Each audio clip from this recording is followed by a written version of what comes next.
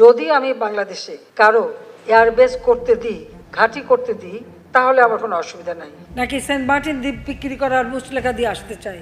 Saint মার্টিনের নিয়ন্ত্রণ চায় আমেরিকা। ক্ষমতায় থাকাকালীন বেশ কয়েকবার এমন অভিযোগ করেছেন ভারতে আশ্রিত সাবেক প্রধানমন্ত্রী শেখ হাসিনা।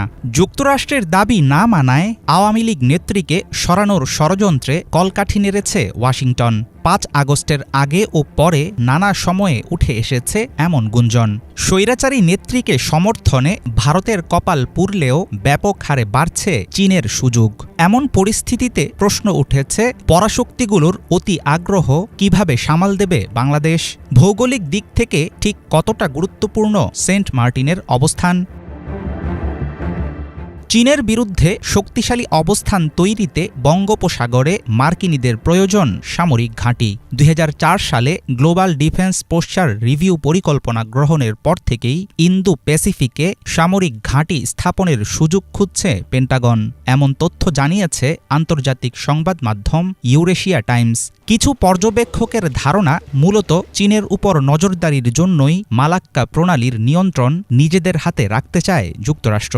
সেক্ষেত্রে আরব সাগর, আন্দামান ও নিকোবর দ্বীপপুঞ্জের পাশাপাশি বঙ্গোপসাগর হতে পারে আদর্শ জায়গা। বঙ্গোপসাগরের মাধ্যমে যুক্তরাষ্ট্রকে চীনের বিরুদ্ধে গোয়েন্দা নজরদারি ও পরীক্ষা নিরীক্ষার সুযোগ দিতে পারবে বাংলাদেশ। সামরিক দিক দিয়ে মার্কিনীরা এই দেশে পা রাখতে পারলে বেইজিংয়ের বিরুদ্ধে এই অঞ্চলে গড়ে তুলতে পারবে একটি শক্তিশালী অবস্থান।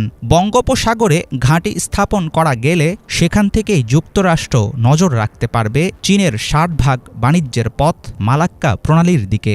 সম্প্রতি ইউএস নেভাল ইনস্টিটিউটের এক প্রতিবেদনে উঠে এসেছে এসব তথ্য।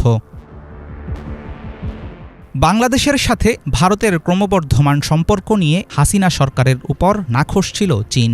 তবে সম্পর্ক উন্নয়নের চেষ্টা চালিয়ে গেছে বেইজিং। দিল্লির আপত্তি সত্ত্বেও ঢাকার অন্যতম বড় বাণিজ্য সহযোগীতে পরিণত হয়েছে চীন। ২০২৩ সালে প্রকাশিত এক পরিসংখ্যান অনুসারে বাংলাদেশে চলমান রয়েছে অন্তত ২৫টি চীনা প্রকল্প। এই ধরনের ৯টি বৃহৎ প্রকল্পে চীনের বিনিয়োগ $৮৯.৮ বিলিয়ন। সরকারি বিনিয়োগের পাশাপাশি বাংলাদেশে ব্যাপক হারে বেড়েছে চীনা বেসরকারি বিনিয়োগের পরিমাণ। ভৌগোলিক অবস্থান ও সামরিক কৌশলগত দিক থেকে বাংলাদেশ, ভারত ও মিয়ানমারের উপকূল ঘেঁষে অবস্থিত বঙ্গোপসাগরের গুরুত্ব খুব একটা বেশি না, এমনটাই মনে করেন অনেক বিশ্লেষক। তবে সাম্প্রতিক সময়ে পুরো অঞ্চল জুড়ে বাড়ছে চীনের স্বার্থ ও উপস্থিতি। ফলে চীন বিরোধী পক্ষের কাছে বৃদ্ধি পেতে পারে বঙ্গোপসাগরের গুরুত্ব।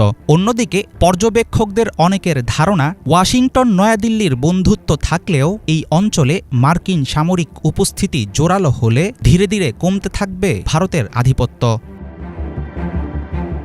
বিশ্বের ৮০টি দেশে যুক্তরাষ্ট্রের রয়েছে ৮০০-র বেশি সামরিক ঘাঁটি। মিত্রদেশের রাজনীতিতে নাক গলানোর পেছনে এসব ঘাঁটির থাকে বিশেষ ভূমিকা। হাসিনার পতনের পর থেকেই শীতল হয়ে উঠছে ভারত বাংলাদেশের বন্ধুত্ব। সেই শূন্যতা পূরণে শীঘ্রই নড়েচড়ে বসবে চীন। বঙ্গোপসাগরে মার্কিন ঘাঁটি নিয়ে পুরনো গুঞ্জন সামনে এলেও আমেরিকার পক্ষ থেকে এখনও দেখা যায়নি কোনো রকম তৎপরতা। তবে বর্তমান পরিস্থিতিতে আন্তর্জাতিক অঙ্গনে প্রতিটি পদক্ষেপে বাংলাদেশকে থাকতে হবে অত্যন্ত সতর্ক। হাফিজুল ইসলাম, বাংলা ভিশন।